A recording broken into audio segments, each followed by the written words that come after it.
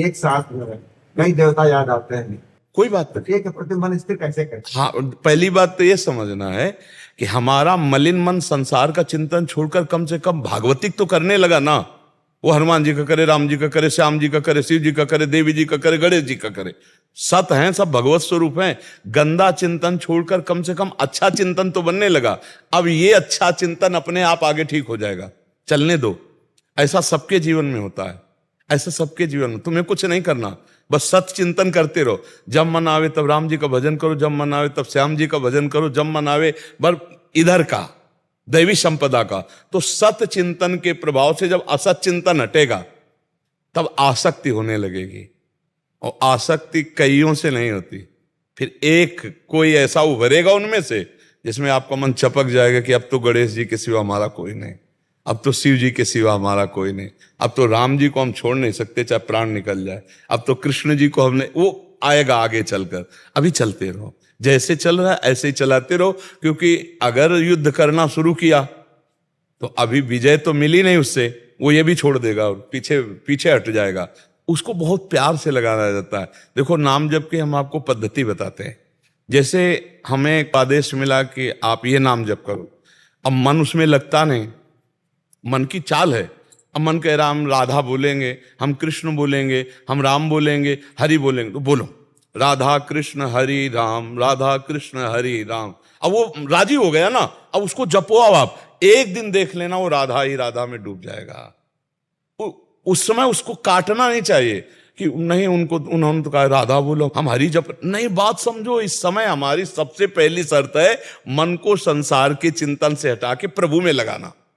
फिर प्रभु के जिस नाम रूप में रुचि प्रकट करें प्रभु, गुरुदेव, आचार्य देव, वो अपने आप हो जाएगा। अभी पहले से फंसाओ, नहीं सोचना, नहीं सोचना। इस बात को बहुत गंभीरता से आप लोग पकड़ लीजिए। आना एक में है, लेकिन अभी हम अनेक में फंसे हैं, तो इसको अनेक में फंसाते हैं।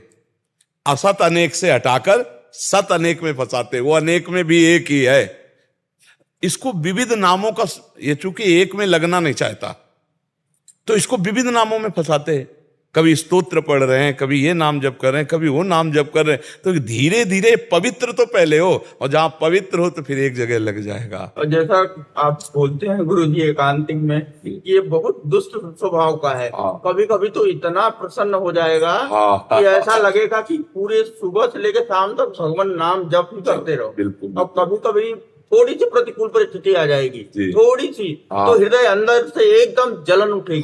फिर चिल्लाएंगे राम राम राम राम राम। फिर धीरे धीरे, पर इसमें यह देखना है कि उस जलन को सह जाना है। अगर सह गए, टूटे नहीं, तो आपकी भूमिका बढ़ने लगेगी हृदय की। और अगर टूट गए तो फिर आपको उसी क्लास में पढ़ना पड़ेगा। सहना बहुत बड़ी मतलब साधना है। जो सहने लगा उसके अध्यात्म की भूमिका बढ़ने लगती है। बस ये बात हमारी ध्यान रखना। विपत्ति, दुख, निंदा, अपमान, उपहास, ये हमारी भूमिका बढ़ाने वाला पावर देंगे। अगर सह गए तो आपकी भूमिका बदल जाएगी, अध्यात्म की भूमिका की ऊंचाई पे आ जाओगे। अगर टूट गए, बुरा मान गए, उसको गाली दे दी, लड़ गए, तो चलेगी वही साधना, पर अभी भूमिका नहीं बदलेगी। इसलिए हमको अगर अच्छे क्लासों में जाना है तो हमको ये तैयारी करनी कि जब हमारी निंदा हो, जब विपरीत परिस्थिति आवे, जब कोई प्रतिकूलता आवे, तो मुझे भगवान में स्थित होकर उसे सह लेना है, जवाब नहीं देना है।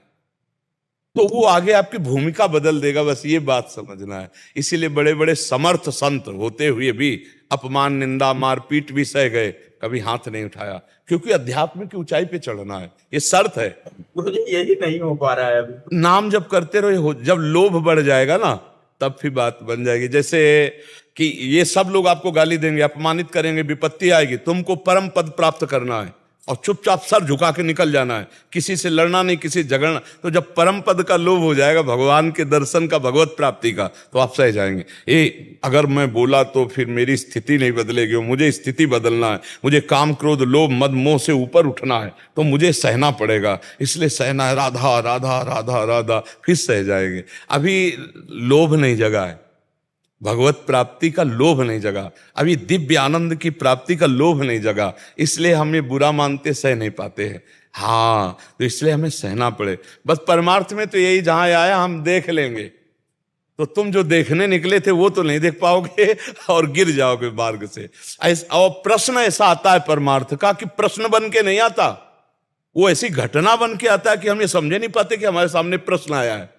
परीक्षा में पास होना है, ये बात विपत्ति, निंदा, अपमान, तिरस्कार, ये इस मार्ग के प्रश्न है और इनका उत्तर मौन दिया जाता है। आपको जो गाली दे रहा है, मुस्कुराया, चल दिया, वो आदमी दिमाग से समझ पावे कि है क्या चीज, इसको गाली दे रहे हैं, अपमान कर रहे हैं, कुछ बोल ही नहीं रहा, बस आप पार हो गए। और वो जो कर रहा है, जैसे ये सोचे कि कोई नीच पुरुष है और गाली दे रहा है, अगर हम नहीं बोले तो बढ़ता चला जाएगा, ऐसा नहीं है। ईश्वर है, वो उसको संभाल लेगा, तुम आगे बढ़ो, तुम्हारे को संभालने की जरूरत नहीं, तुम तो चलो ईश्वर की तरफ, ईश्वर उसे संभाल लेगा। उमा क्षमा सापहुते भारी, अपने कर्म जाए अपकारी। अपकार करने वाला अपने कर्म से ही नष्ट हो जाएगा, तुम्हें कुछ कहने की जरूरत नहीं, वो आगे नहीं बढ़ पाएगा, तुम आगे बढ़ो, तुम मत लड़ो, नहीं तो हमें उसके विषय में मंगल ही मनाना है, मंगल ही मनाना है। क्यों? क्योंकि भगवान उसके भी हृदय में बैठे हैं। और जब आप करत जे अनसहन निंदक, तीनों पे अनुग्रह कियो।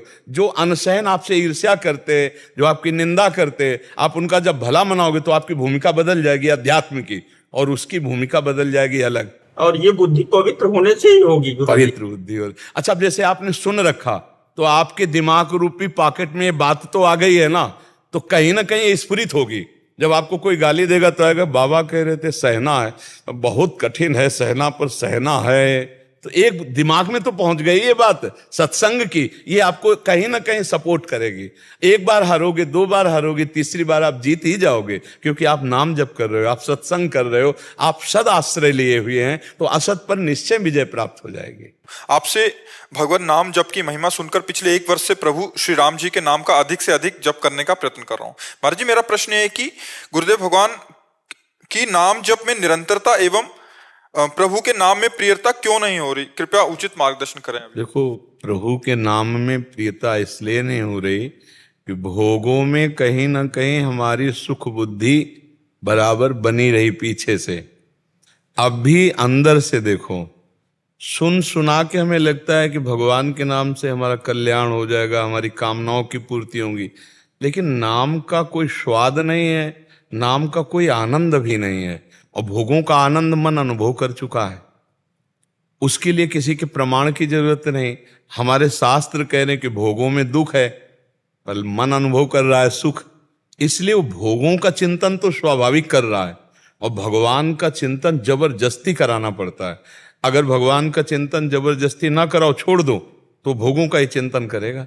और आप जबरदस्ती कराना का प्रयास करो तो बीच बीच में भाग भाग कर भोगों का चिंतन, क्योंकि मन का स्वभाव बन चुका है कि भोगों का चिंतन करने से, भोगों को भोगने से सुख मिलता है। ये बैठ गया है हमारी बुद्धि में। एक ही है जिसे 4 कहा गया है। निश्चय करने के कारण बुद्धि कहा गया, संकल्प विकल्प करने के कारण मन कहा गया, और चिंतन करने के कारण चित्त कहा गया, और क्रिया को स्वीकार करने के कारण अहंकार कहा गया। इसे अंतःकरण चतुष्टय कहते हैं। पूरे डिपार्टमेंट में खराबी हो गई है। हमने स्वीकार कर लिया कि मैं पुरुष हूं, मैं भोगूंगा। मन ने संकल्प कर लिया कि भोगों में सुख है। बुद्धि ने निश्चय कर लिया कि अवश्य तुम जो कह रहे हो वही है। तो अब चिंतन उसी का बन रहा है। अब पूरे डिपार्टमेंट को बदल दे सो महात्मा, सो भगवत प्राप्ति। अब इसीलिए कठिन पड़ रहा है। पहले स्वीकृति बदले तो बात जल्दी बन जाए।